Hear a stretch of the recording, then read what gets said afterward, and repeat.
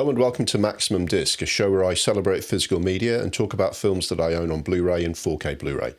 I'm James Adamson, I'm a co-host on the Double Reel Film Podcast. If you like this chat about physical media, please do check out Double Reel. It's a magazine-style podcast made by people who love movies as much as you do. We talk about various films and topics, and we reckon that if you tune into any episode, you'll come away with a bunch of great recommendations of things to watch, instead of just doing what the algorithm tells you. So that's the sale pitch for the podcast. Now it's physical media. Why does it matter? Why do I talk about it on these little shows? I think if you care about a film, you need to own it. I mean, there's already a lawsuit against Amazon. You don't own it if you've bought it digitally. You need to own it physically. If you're relying on the streamer to make it available and you click on your service, they might not have a film you want. It might not be the version of the film that makes everything work. And it certainly won't look and sound the way it's supposed to when it's on a compressed file being sent down the internet compared to on a lovely disc in a lovely case on your shelf. So hopefully you're one of the converted on that. So that's why you've tuned into this. Each episode I talk about a film that I own, either on Blu-ray or 4K Blu-ray, and I just talk through it. What people often or usually want is to know what the video and audio are like. Is this a good quality reproduction of the film? Will it show off my home cinema, look and sound great? I'm not the most technical person at that, but I do walk through, what I think of the audio-visual representation of the film. And I also give my background, how I feel about the film, how I came to watch it, love it, own it. And rounding it up at the end, talk about whether I think this is an essential purchase, help you make up your mind about whether you want to buy this yourself. So today I'm talking about Wong Kar-Wai's 2046 on Criterion Blu Ray. This came out in 2004, written and directed by Wong Kar-Wai, something of a legend of Chinese Hong Kong cinema, absolutely revered among fans of Indian art house films and of world cinema. Been making films since the 1980s, but hasn't made a film since The Grand Master in 2013. The cast is full of highly rated Chinese and East Asian actors, as is often the case with Wong Kar-Wai. Tony Leung and Zhang Ziyi will be very familiar to Western audiences, both from the film Hero, and Zhang Ziyi was also in Crouching Tiger, Hidden Dragon. Maggie Cheung is also very recognisable. She has a small role in this film. And Gong Li, who is in a number of kind of international films and Chinese films. Other names and faces you may well recognise include Fei Wong, Takuya Kimura, Karina Lau, Chang Chen and Dong Ji. The cinematography is credited to Christopher Doyle. He's a frequent collaborator with Wong and crucial to his reputation for the visual beauty in his films. Two other people are sometimes credited when you look this film up, who were directors of photography on the second unit, Quan Pun Lung and Lai Yufal. Of the sizable sound team, the leading members named in awards nominations include Tu Du Chi for sound effects and Claude Letessier as supervising sound designer. The score, which is very important to the film, is primarily by Shigeru Umebayashi, who has scored a couple of other Wong films, including In the Mood for Love and The Grandmaster. He also scored House of Flying Daggers, which will be familiar to Western audiences as well. He collaborated on this score with German composer Pierre Rauben, who is best known for working with Rainer Werner Fassbinder. In terms of awards and nominations, it got loads of nominations on the indie art house side. It was nominated for the Palme d'Or at Cannes. It's got various nominations from the film critic societies of all the major cities like Chicago, Boston, New York, and so on. It was represented in all the East Asian award ceremonies that I've heard of. The Hong Kong Film Awards in particular nominated it for 12 awards, and it won 5 for cinematography, score, art direction, costume design, and Best Actress for Zhang Ziyi. Basically, if there was an award for independent or art house filmmaking, then this won it or was nominated for it. It's an absolute darling. Probably slightly less than Wong's In the Mood for Love, which is his sort of most famous film, but this was really beloved as well. So now for a quick summary of what the film's about. It's part of a kind of loose trilogy, similar, I would say, to Kieslowski's Three Colours trilogy, in that you can watch them as separate films, but they are linked and they've got like a thematic connection. This follows chronologically In the Mood for Love, but you have a scene at the start recapping what happened in that film. So I think it's good to watch all of his films and all the films in this trilogy, but you could watch this standalone because you get a recap.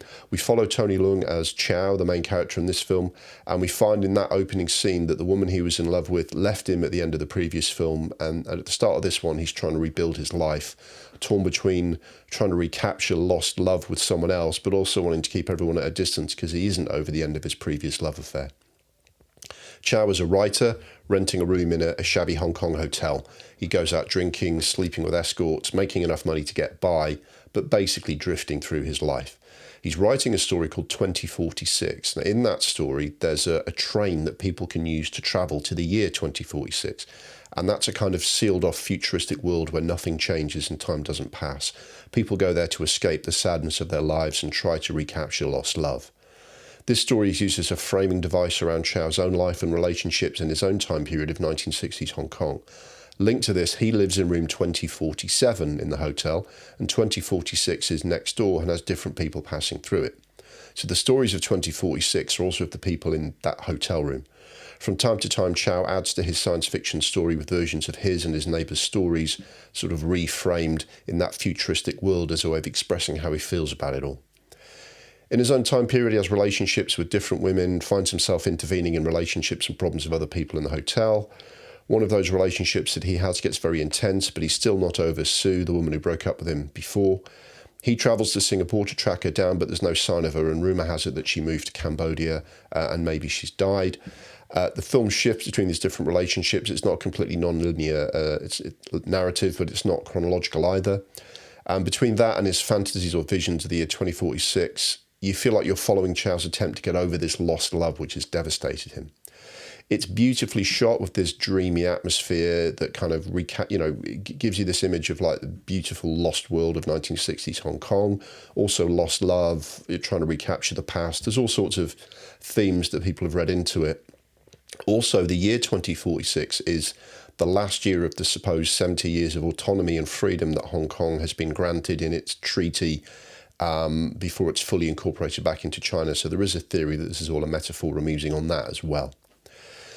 My background with the film is that I kept hearing about Wong Kar-Wai. I'm interested in East Asian cinema, Korea, Japan, China, Taiwan, and Hong Kong when there was that great Hong Kong era. In the Mood for Love by Wong was named as this great film, shows up on lots of best-of lists of that era, that the 20th, 21st century, and also of East Asian cinema. And the films by Wong in 2046 kept jumping out at me. 2046 in particular seems to have this futuristic sci-fi element, the way they kind of summarised the story. And I thought, okay, that's interesting. That's kind of a hook for me. It took me a long time to get around to watching some because they're quite hard to watch. They're not on a service I already have. I either had to subscribe or do a free trial to another one or buy the Blu Rays. I'm not buying all these different services, the Curzon, the BFIs, the whatever. You can't even rent it on Amazon for £3.50 to see if you like it or not. And the Blu Rays tend to be really expensive. So I spent a lot of time sort of humming and hawing over how to watch these films, how much commitment I need to make to these films. Am I going to like them? I finally did get around to watching it, absolutely loved it. I will say that romantic dramas are not normally my thing, but this cast, filmed to look like this and in such a well-told story, it works incredibly well. It's such a well-made film. There's not as much futuristic stuff as I thought. It's kind of referred to from time to time. I don't mind that because the world it creates is really, really beautiful.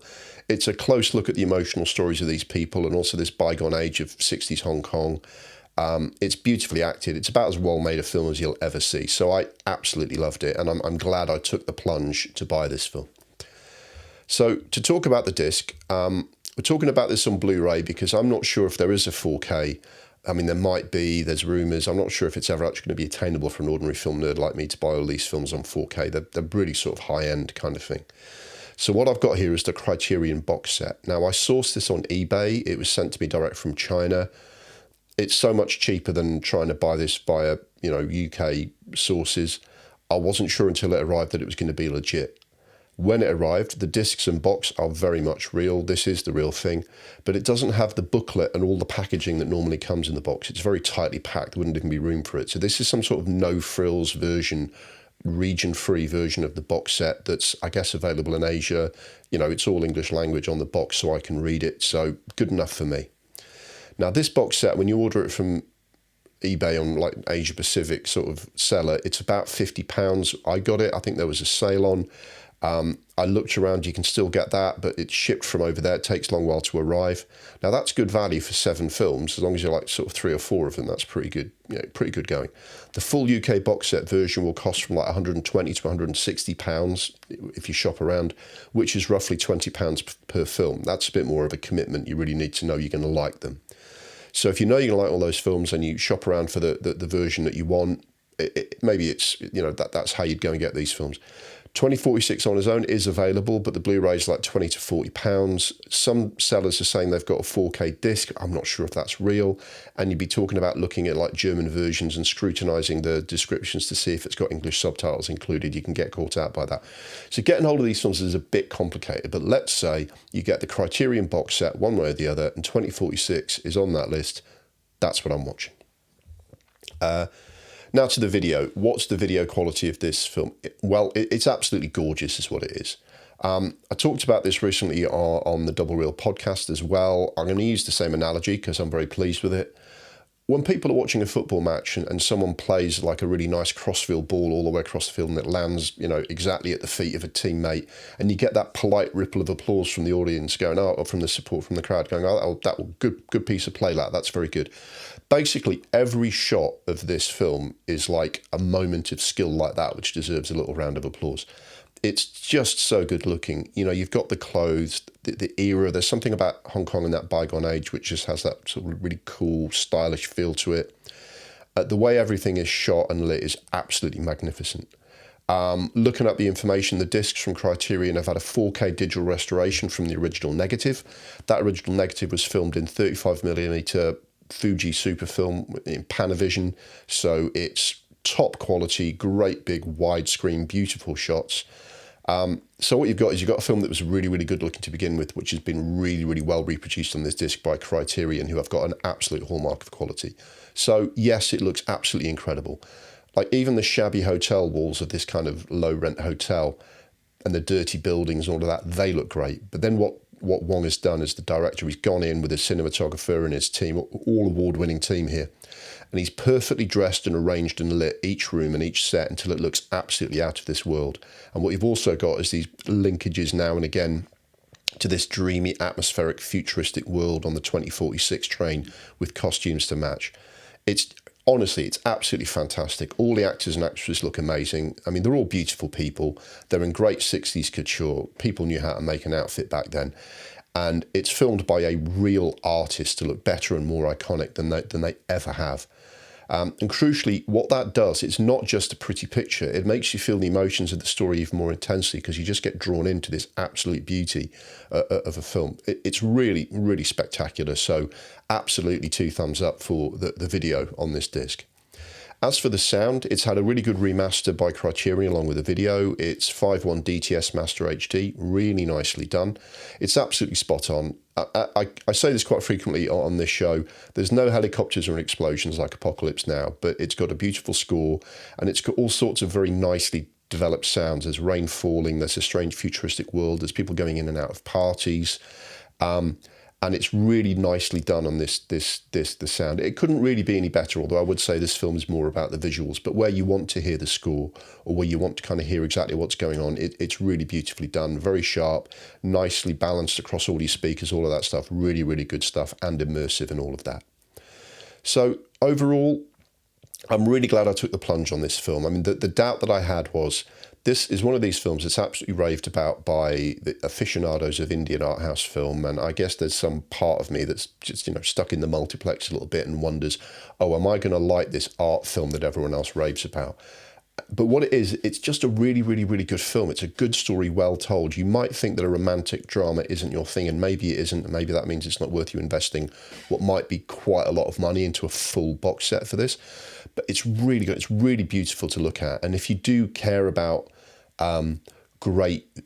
especially great video on a disc on your home cinema system, very few films you could buy are going to look better than this. I can only imagine what a 4K disc of this would look like. It's really, really terrific and looks great. Is it an essential purchase? I would say yes. If you're really into films and you're really into physical media, a Criterion box set of Wong Kar-Wai films is a really great thing to get. It might just be a bit difficult to get. I mean, if you can go and spend £160 on Amazon right now for it, and good for you. And you can get it right now. If you want to shop around, you do have to kind of look. And what I did find on eBay is this box set from Sellers. They say it's brand new. It comes in and the quality is really good and it's a proper thing. But if you want the booklet and all the bits that come with your Criterion box set, you are looking at upwards of £100. Or if you're not sure, buying these Blu-rays at like £20 a go or more and having to shop around quite a lot for them. I don't know why they're so hard to get to, because this is an award-winning director and this is great stuff.